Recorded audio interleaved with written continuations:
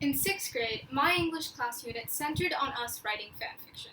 If you don't know what that is, it's basically expanding upon someone else's work, whether it's completely rewriting it, just using the characters, adding scenes, or really anything that uses fictional property which isn't yours.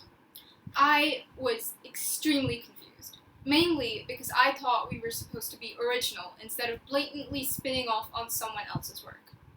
Since I'm very quiet and cowardly, I didn't actually ask about it.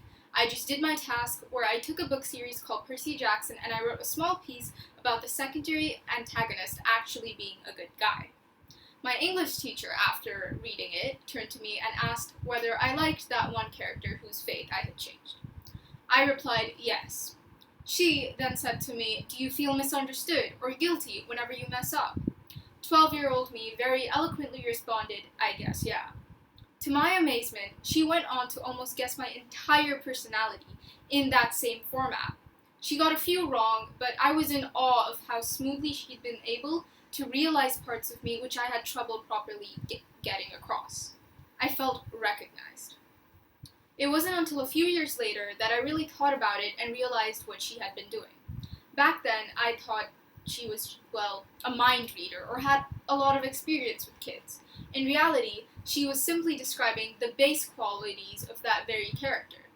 This led me to then think about the amount of fiction I consume. Spoiler, it's a lot. And why? Why do I care about a bunch of people and worlds that don't even exist? Why do I give my friends movies to cheer them up? Why exactly does the entertainment industry have so much power over how we feel? The most obvious ideas are escapism and sensationalism, both of which stem from theater. See, in history, plays were often put on for people of the lower economic class. They used theater as a distraction, as a way to just not think about financial or social or emotional problems, to laugh, to feel tall, to feel like they're living better than they actually are. But if we stick with that, it's just saying we're all depressed. While I agree we may not always have the best mental state, I feel like we can find a better explanation for this.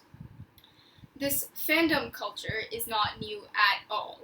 People have been obsessing over Star Trek, Star Wars, comic books, Dick Tracy, and more for a very long time now.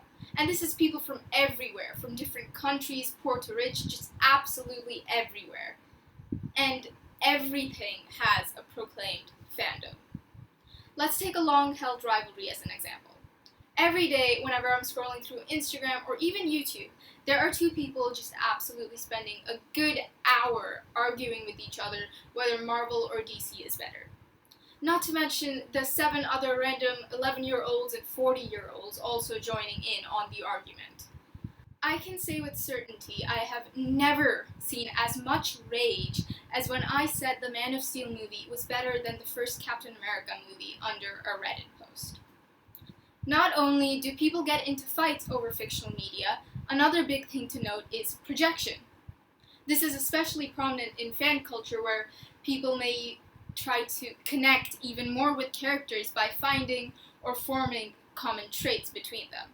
This can be something like thinking Iron Man doesn't like vegetables or Captain Kirk goes to sleep at midnight. People want to feel even closer to these characters, and this only strengthens their emotions towards them, leading to fights like those above. In fact, a media psychologist, Karen Dill Shackelford, says that while some might think it's so strange to be so attached to fictional characters, it's actually natural to find these characters important. But what's the point of forming such emotions? To put it simply, we're human. We're lonely and empathetic. We find something and we latch onto it, whether it's for aesthetics, emotions, thrill, or even plain hate. It's a shield. If it makes us happy, that's good, and if it makes us sad, at least it's not real life. Sometimes it gets to our heads and makes us have a superiority complex. That, though, is usually out of fixation, not soul consumption. Not only do we use the media to seemingly protect ourselves, but also because it incites emotions, which only happens if you yourself subconsciously reach out. You only learn if you want to, and you only complain about your work if you want to. It's the same with this, just a little more obscure. This can and does have positive impacts on us. We just need to know how, and we need to spread that manner of use. One of my friends used to have a bit of trouble articulating her thoughts. She's extremely intelligent and creative, just couldn't always find the right words to get her ideas across. This is where media comes in. She used examples of popular shows, Brooklyn Nine-Nine or Big Bang Theory, to express what she was trying to say. And it worked. Another one of my friends has comfort characters, where somehow just thinking about them makes her feel better because her concentration is on something associated with positivity. As I said before, people see themselves in fictions, or rather, they want to see themselves in it. Through the use of thoughts, like my friend expressing herself, happiness, or plain admiration, like people wanting others to like them as much as they like said characters.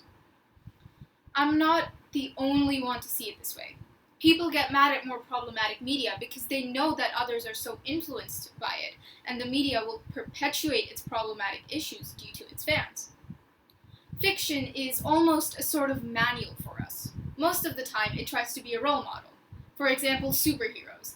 They make you want to be as morally good as them. Have you ever looked at Luke Skywalker fighting the evil overlords and said, "Oh, I think he's wrong"? I mentioned projection earlier, the want for people to feel closer to fictional characters. This fiction, especially for young children, can be monumental in changing the tide. It can help people be more open-minded, it can help spread awareness, empathy, and so much more. People often talk about wielding entertainment as a tool for the good, such as very old, longer-running shows usually have more liberty because they know their fans will stick around no matter what. They can use this freedom to introduce concepts of sexism, racism, or even animal abuse. Just a few minutes on it will encourage the viewers to side with their favorite characters. Let's talk about this show, Supernatural.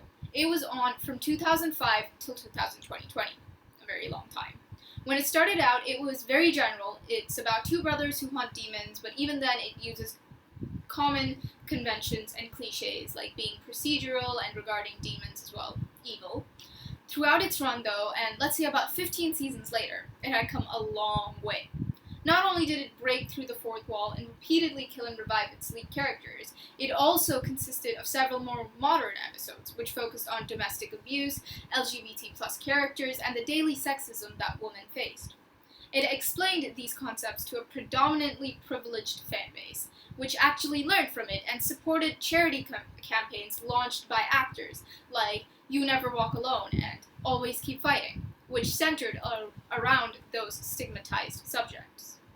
One situation, which is slightly darker though, is the opposite, where the media is more like a manual for what not to do. Unsurprisingly, people still latch on to these characters, because most people of the world aren't innocent to a fault. This has led to a romanticization of several immoral things because somehow people see themselves in these characters and they don't want to face the truth, and rather they would like to see everything work out at the end. Even if that's not the intent of the media, there was an uptake of people romanticizing drugs and smoking simply because it looked aesthetic, or their faves did it, and those faves looked to have more exhilarating lives than themselves. In conclusion, people get attached to media because we like not being lonely, and we like seeing ourselves be loved even if it's something small, like a character having short hair like us, and other fans may praise that hairstyle. We try to become more like characters who we love because we want to love ourselves too. After knowing all this, though, carefulness is necessary because this media can be twisted, like mentioned before. But rather than changing the content, people should be more aware of their connections and mindset when interacting with this fiction.